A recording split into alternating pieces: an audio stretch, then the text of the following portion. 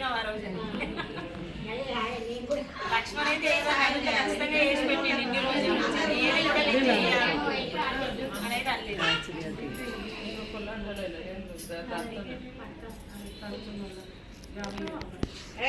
అంటే పెళ్లి చేసాము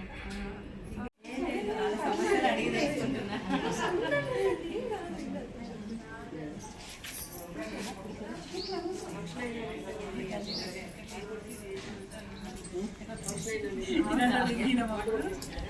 ఏదన్నా ఇంకా చేతులు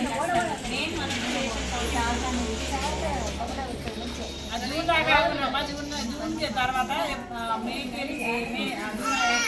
జూలైకి వెళ్ళి మీకు రేషన్ షాప్ వస్తుంది రానుకుని ఖర్చులు అయితే మన షాప్ నాడలో అయితే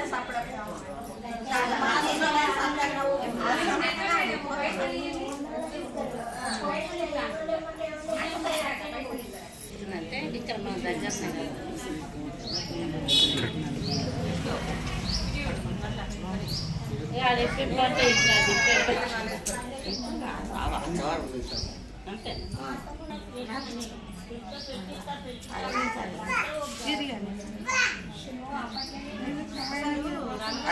అంతే అందరికి ఉంటది కదా దాదాపు ఎవరికి లేకుండా ఉండదు. ఏ పెట్టిపిస్తా ఏం లేదు అట్లా అయిపోతాయి ఇంకా ఇంకేమున్నాయి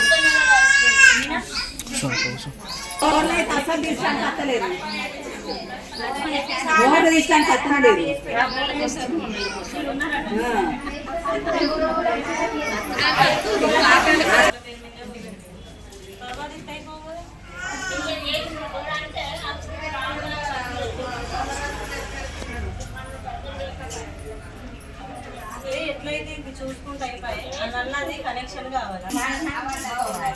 గాలి వస్తుంది వాళ్ళ సమస్యలు చెప్పారు మా సమస్య చెప్తే మీకేదో కావాలన్నా ఇంకేమైనా పని చేయాలంటే అధికారం ఈ మోరీలు తీసుకుని మాలు చేస్తారు చైర్మన్ కాబట్టి చేస్తారు. అదే ఇప్పుడు మోరీ ఇప్పుడు డౌన్ ఉందన్నారు కట్టు తీయాలి ఫండ్ కావాలా అదే రోడ్ వేయాలి ఫండ్ కావాలి కదా ఫండ్ కావాలంటే ఎక్కడికి వస్తాయి. ఇప్పుడు మున్సిపల్లో మాత్రం మన ఖర్చులు మనకు వెళ్తాయి. 10 పనులు కాడ 100 పనులు అయితే మరి మీరు అందరూ కూర్చున్న కాడ ముచ్చట్లు పెట్టుకుంటే ఇవన్నీ మీరు చెప్పాలి. ఏం లేదు మన లోకల్ ఉండే అభ్యర్థిని గెలిపించుకుంటే మనకి ఇంకా పనులు అయితే అంతే. ఇప్పుడు మీకు చెప్పేది ఏంటిది అక్కడెవరు నిజామాబాద్లో ఉన్న ఆయనకు మనం ఓటేసి గెలిపిస్తే మనకు పనులు జరగాయని చెప్తున్నాం. పోనీ లాస్ట్ టైం గెలిపించారు మీరు ఏమన్నా అయినాయా? ఆయన ఏమైనా జగిత్యాలకు రూపాయి అన్న పెట్టిండా? పెట్టలేదు. ఇప్పుడు ఈయన గెలిపిస్తే మనకు చేస్తాడు కదా.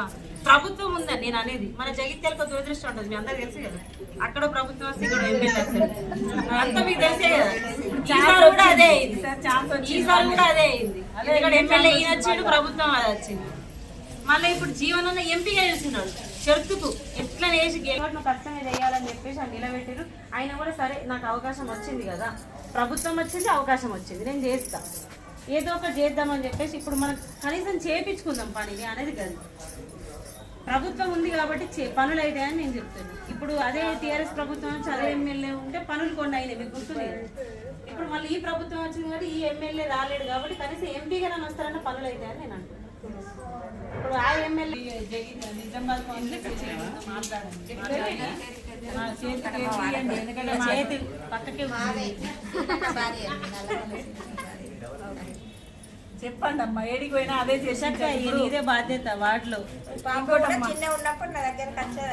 రేట్ ఎట్లా తగ్గుతాయి అంటే కరెంట్ పెట్రోల్ ధర తగ్గుతుంది డీజిల్ ధర తగ్గుతుంది దాంతో ట్రాన్స్పోర్టేషన్ తగ్గుతుంది ట్రాన్స్పోర్టేషన్ తగ్గతో రేట్లు అన్నీ తగ్గుతాయి. మనకు ఉప్పులు పప్పులు ఎంత పెరిగింది తెలుసు కదా. ఇప్పుడు ఆడోళ్ళకి ఏదైనా అయిపోతే షాప్లోకి పోవాలంటే ఆడోళ్ళకే బాధ. ఎందుకంటే మొగోళ్ళు బయట పోతారు పిల్లలు ఇంటి పెట్టాలా ఇంత ఏదైనా